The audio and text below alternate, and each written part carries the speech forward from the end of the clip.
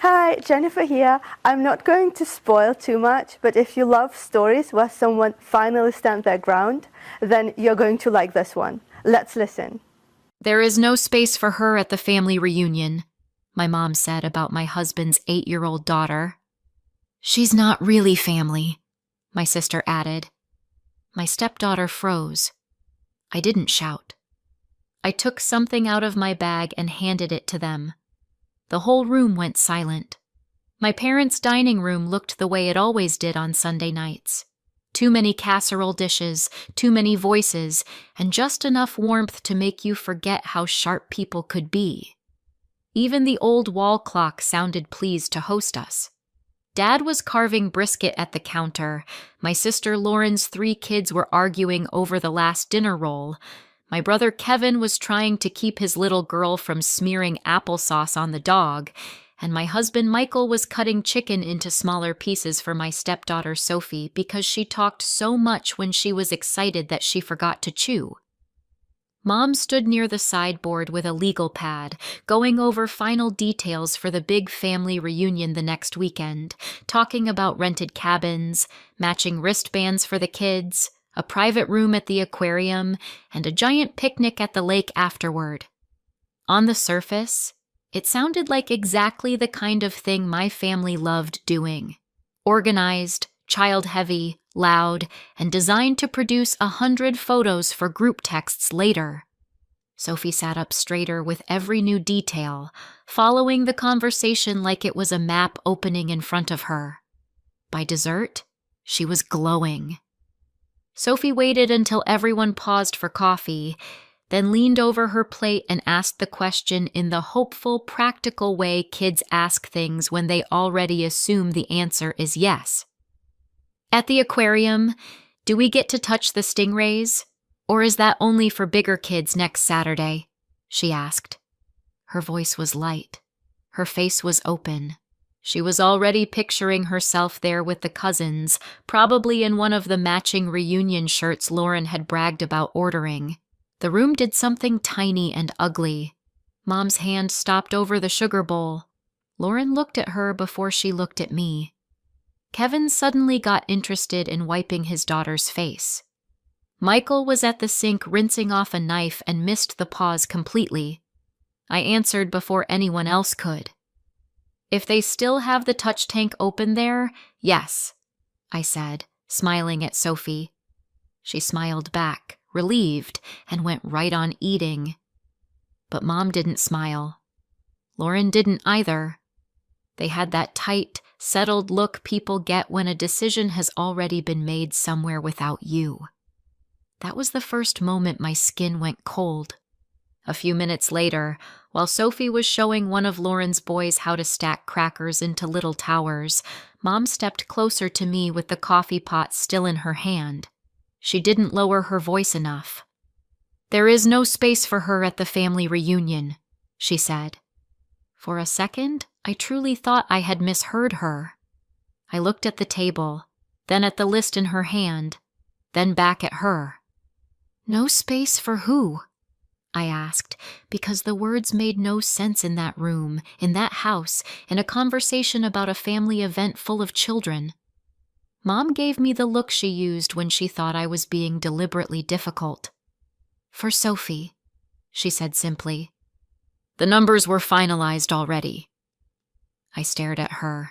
There were extra folding chairs stacked in the garage.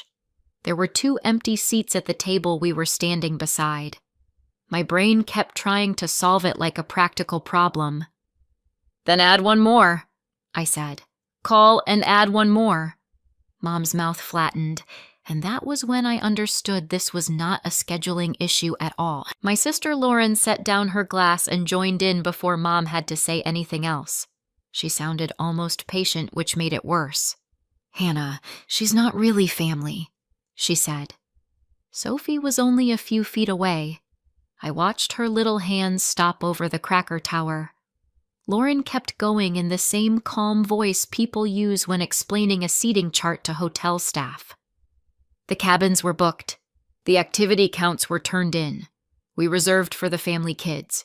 We just assumed Michael would do something with his side for her. Dad looked down at his plate like he suddenly found the mashed potatoes very interesting. Kevin rubbed the back of his neck and said nothing.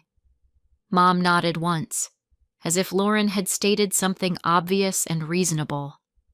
Sophie didn't look up, but she didn't move either. Her whole body went still in that way children get still when they are listening much harder than the adults want to admit. My ears were hot. My chest felt steady, not shaky, which is always how I know I am angrier than people realize. In the middle of that noisy room, the air turned hard. I put my coffee cup down before I dropped it. "She is family," I said. "She is my stepdaughter. She lives in my house. I help raise her. She is 8 years old, and she is standing right here hearing you talk about her like she's a +1 somebody forgot to RSVP for." Mom sighed like I was making the evening harder than it needed to be. "Don't make this dramatic," she said. "It's just too late." Lauren crossed her arms. "You're taking this personally when it's just facts. She's Michael's daughter. She isn't one of the cousins."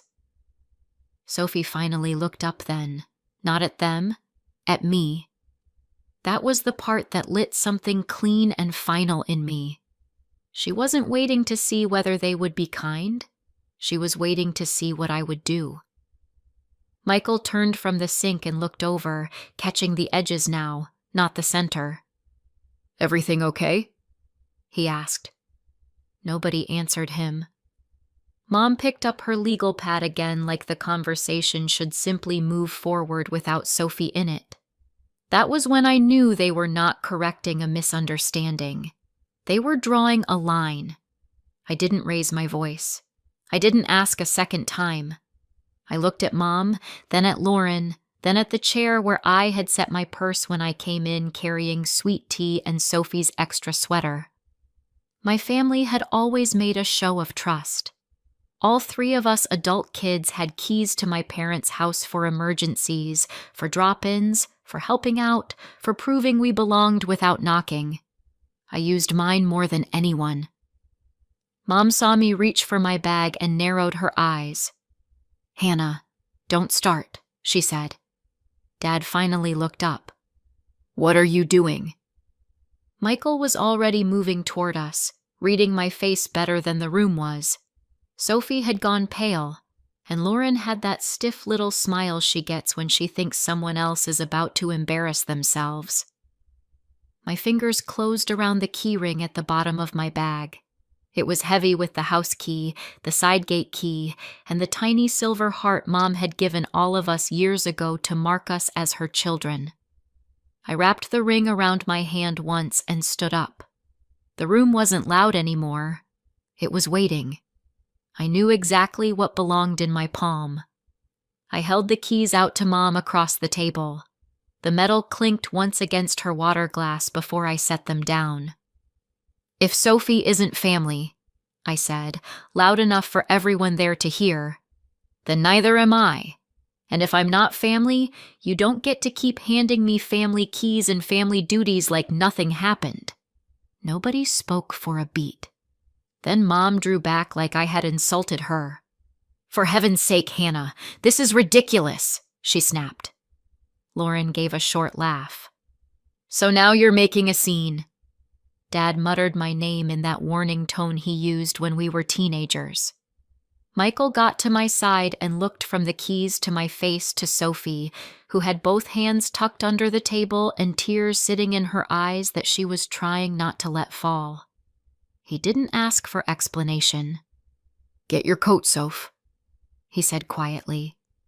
I picked up my purse. "We're leaving," I said. No one apologized. No one called Sophie back. We walked out with the smell of coffee and roast meat behind us. In the car, once the doors shut, Michael asked, "What just happened?"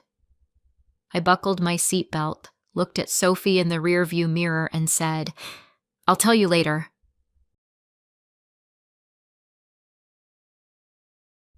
That was only the beginning.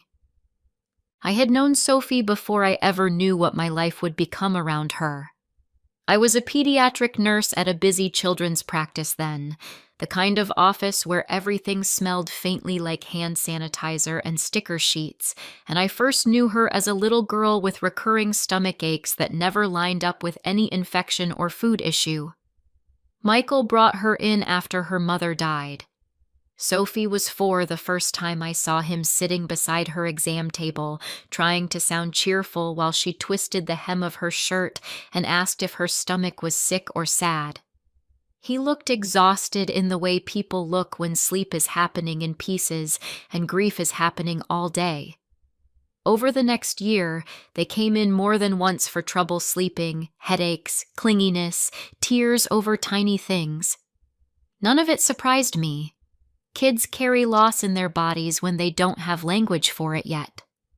Michael never treated her feelings like inconvenience. He asked good questions. He wrote things down. He showed up early. I noticed because not every parent did. By the time I learned how much of their life had been rearranged by one absence, I was already paying attention to both of them. What changed between us changed slowly enough that I trusted it. Michael started staying a little longer after appointments when Sophie was with her grandmother or at preschool, asking about ordinary things instead of symptoms. A coffee turned into 2. 2 turned into a walk after my shift. He was careful, which mattered to me. He never acted like he needed a replacement mother dropped into his house to fix things. He was already a good father. That was exactly why I kept saying yes to seeing him again. When I finally met Sophie outside the clinic, it was at a park on a Saturday morning with juice boxes, wet sneakers, and no pressure. I never thought of her as baggage. She was part of the shape of him. When she was 5, she started handing me dandelions and asking if I knew how to braid doll hair. When she was 6, I was doing school pickup, learning how she liked her grilled cheese cut and keeping a spare toothbrush for her in my bathroom. By the time Michael and I married when she was 7, I was not a name on legal paperwork. I was the woman reading bedtime stories under the same roof where her mother's framed photo still stood on the dresser. Loving him had never once been separate from loving her. My family was built around kids, which was why the reunion mattered and why the exclusions cut so deep. Lauren had 3 children. Kevin had 1. All of them were close enough in age to Sophie that every gathering was supposed to feel like cousin chaos. Kid tables, matching pajamas, lawn games, sticky hands, noise. On the surface, everyone was pleasant after Michael and I got married. In practice, Sophie never quite landed. At Thanksgiving, Mom handed out matching goodie bags to all the cousins, then smiled tightly and said, "Oh, I guess we ran short," before digging a random pack of gum and a notepad out of a drawer for Sophie.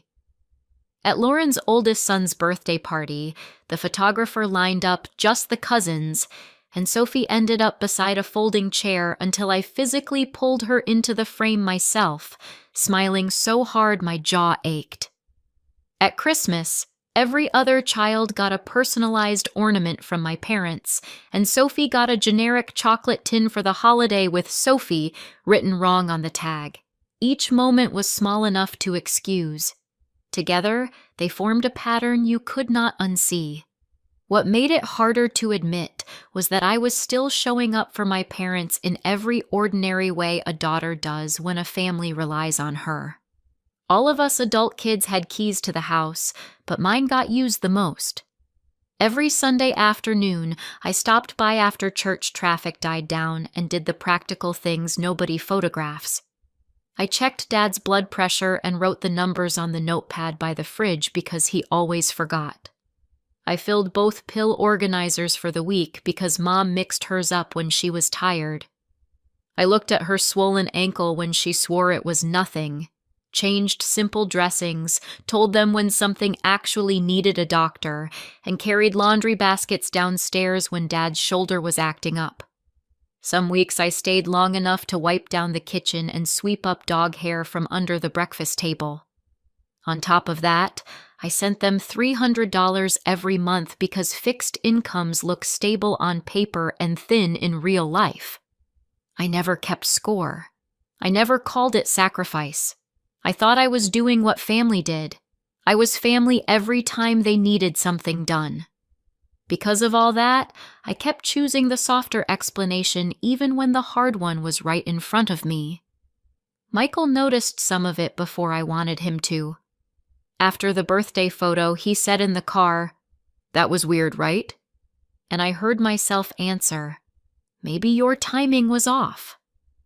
After Christmas, he held the misspelled tag in his hand and said nothing for a second too long, and I jumped in with, "Mom just gets rushed." I kept bringing Sophie over. I kept suggesting cousin movie nights and backyard cookouts. I kept telling myself that people who love me would eventually widen the circle if I made it easy enough. Mom knew how to control a room through logistics, invitations, schedules, and who got counted in advance. Lauren knew how to back her up without ever sounding loud. I knew all of that and still kept trying because the alternative was admitting that the child in my home was being measured and found optional by the people who called themselves my family. So when Mom said there was no space for her at dinner, it was not new. It was just the first time they said the quiet part out loud.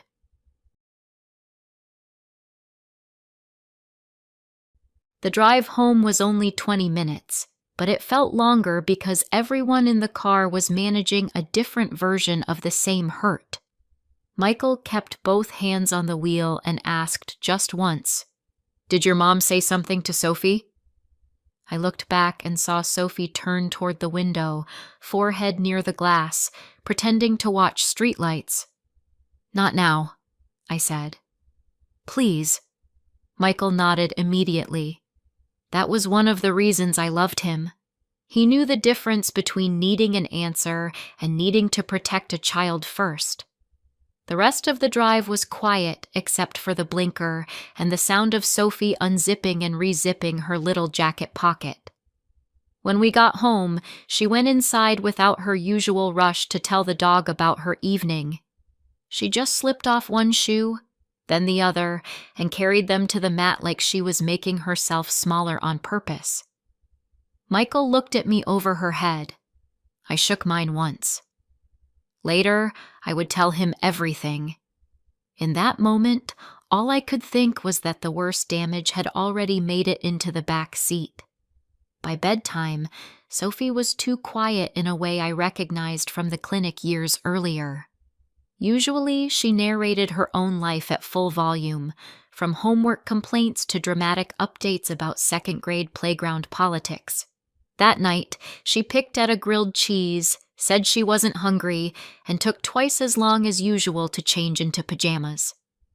I found her in her room lining up stuffed animals on the bed, then moving them apart, then lining them up again. "Need help with your teeth?" I asked. She shrugged.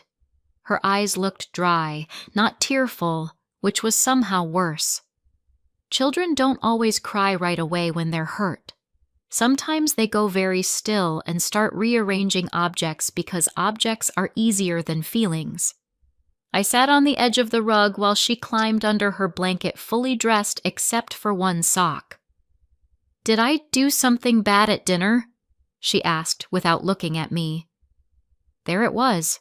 Not anger. Not confusion about the reunion itself. Guilt. She had already started looking for the mistake that could make what happened her fault. I moved closer.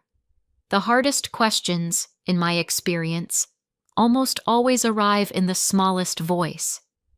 I sat beside her bed and kept my tone steady because children borrow our nervous systems before they borrow our words. "No," I said. "You did nothing wrong. Not one thing." Sophie twisted the corner of her blanket around 2 fingers. "Grandma doesn't want me there because I'm not really yours?" she asked. The sentence was careful, like she had practiced it silently before letting it out. I felt something in me lock into place. "Listen to me," I said. "You are my family. I love you. I am here, and I am not leaving. She blinked fast and looked at me then. Really looked. Even though I had another mom first? She whispered. Yes, I said. Your mom will always be your mom, and I will always respect that. But I am your family too.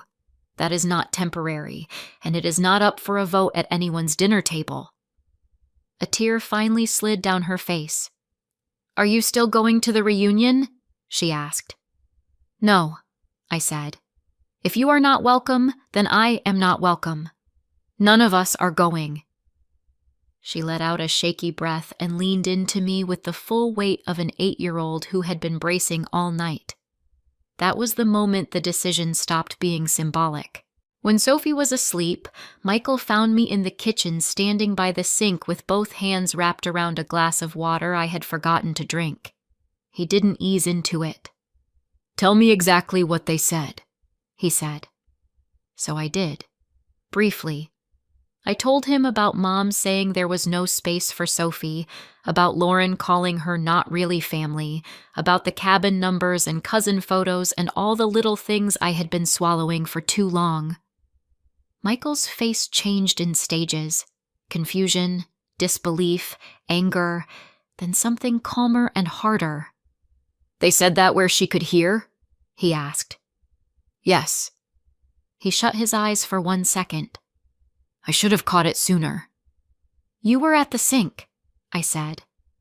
This is not on you. He took the glass out of my hand and set it down before it slipped. You did the right thing, he said. Every part of it. The keys, leaving, all of it. Then he added, we are not negotiating with people who make our kid feel disposable.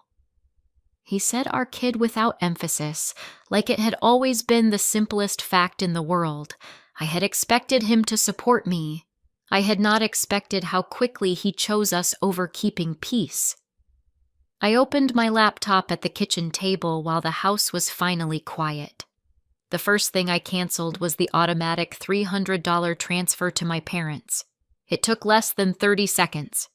The second thing I did was log into the shared event account Lauren used for family bookings and pull back the unused amount I had sent toward reunion costs.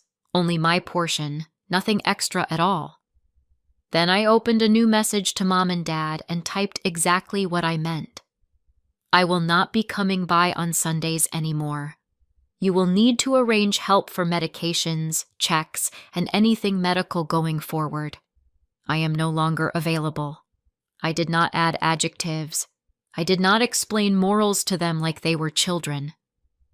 Michael stood behind my chair long enough to read the screen, then kissed the top of my head and let me send it without editing a word. The room stayed still after the messages went out, but I could already feel the shift they would create. Returning the keys had been symbolic. This was practical. This was measurable. Quiet decisions make the loudest cracks. The calls started inside an hour, and none of them were from my parents. My sister Lauren called first, her voice sharp enough to cut through the speaker before I even said hello. How dare you pull money out after everything Mom already paid for? She demanded. How dare you call my stepdaughter not family? I answered. She talked over me about non-refundable deposits, disrespect, and me punishing our parents because I married a man with baggage. I ended the call. My brother Kevin called next, trying for reasonable and landing on cruel. You know they count on you, he said. You can't just walk away because your feelings got hurt. I said the same thing I had said to Lauren. This is not about my feelings.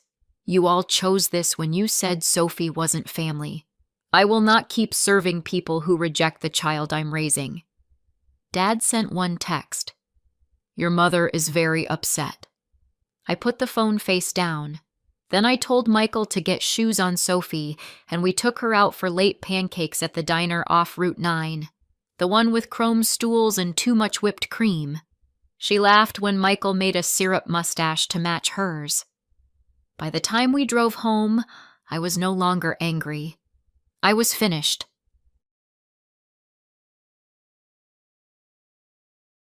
A month passed, and the silence from my parents stopped feeling like distance and started feeling strategic. The reunion came and went without us. I saw one photo only because a cousin posted it before deleting it. Matching shirts, rented pavilion, aquarium wristbands, all the children lined up except mine and her bright pink sneakers. I closed the app and went back to packing Sophie's lunch. In the background, though, things started reaching me. An aunt called to check in and accidentally let slip that Mom was complaining about paying out of pocket for help sorting medications. Lauren posted vague little martyr messages about daughters who forget where they came from and parents stuck with bills because their nurse child refused to help.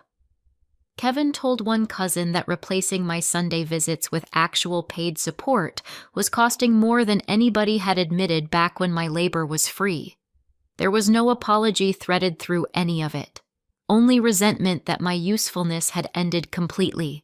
That was what they missed most: the money, the care, the easy access. Then my mother decided that if guilt would not bring me back, sabotage might. Her text came on a Wednesday afternoon while I was folding laundry on the couch, fresh from the dryer basket. We had not spoken in weeks. The message said, "I know we're not talking, but I still wanted you to know." Then there was an image attachment waiting underneath it. I opened it and saw Michael in profile, his hand at someone's jaw, kissing a young blonde woman in a navy dress. For one ugly second, my stomach dropped so hard it felt physical. Then training, history, and instinct all kicked in at once. I knew my husband. I knew the slope of his shoulders, the jacket, the watch, the way he stood when he leaned in to kiss me. I also knew my mother's timing was never random. I didn't call him from the couch.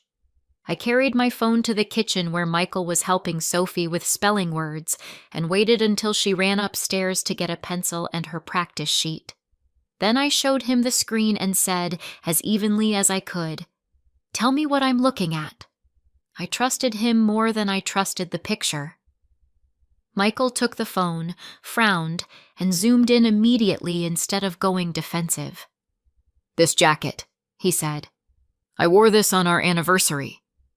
He swiped the image larger, stared, then reached for his own phone.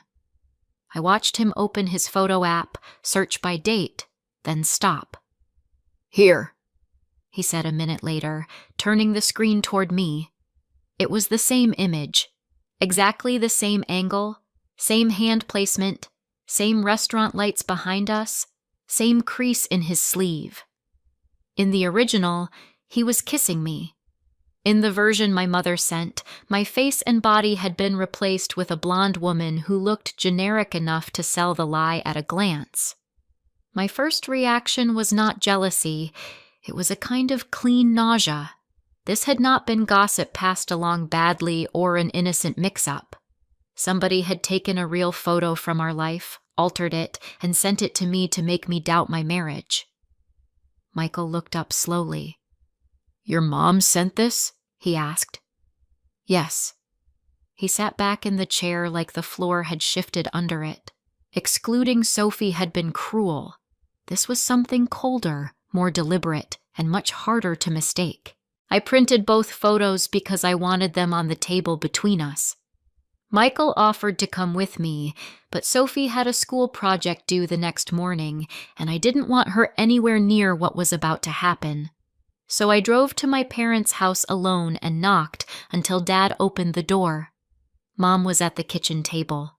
I put the altered photo and the original side by side in front of her. "Did you try to break up my marriage?" I asked. She looked at them, then at me, and had the nerve to lift her chin.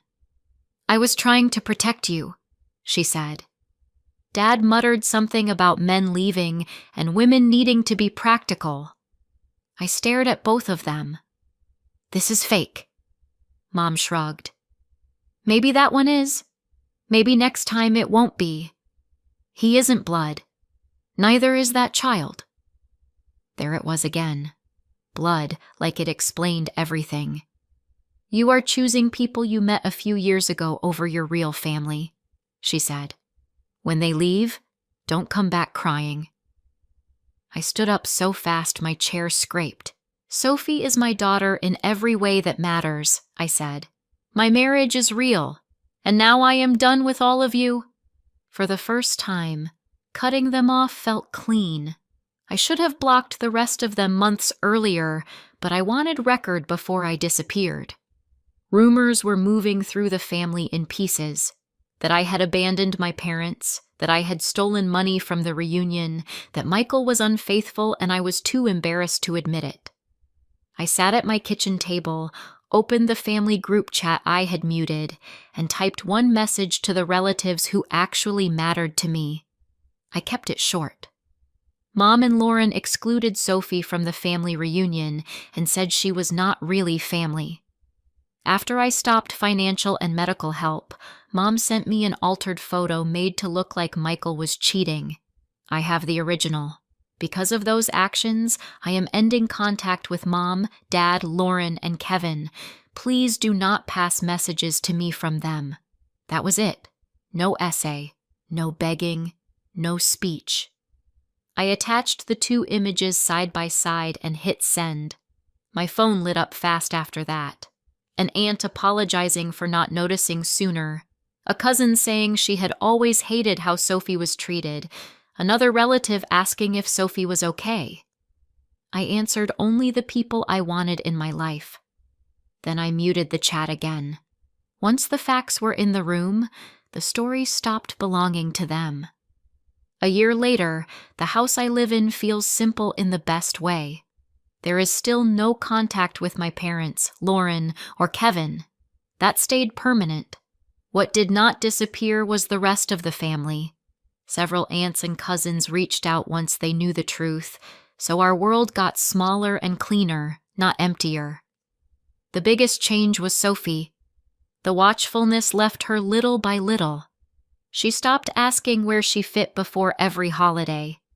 One Saturday morning, after she skinned her knee on her scooter, she ran into the kitchen yelling, "Mom, I need a Band-Aid!" Then froze because she had never called me that before. I froze too. Then she hugged me and said it again on purpose. We have talked about adoption since then because her first mother matters and always will. I hear through relatives that my parents pay for the help they once got for free. Their vacations are gone, and invitations thinned after people learned what they did. I do not feel triumphant. I feel peaceful. I chose the family that chose each other back. Do you think I did the right thing by telling the truth and cutting them off? Or should I have given them one more chance because they were family? Let me know in the comments and subscribe for more.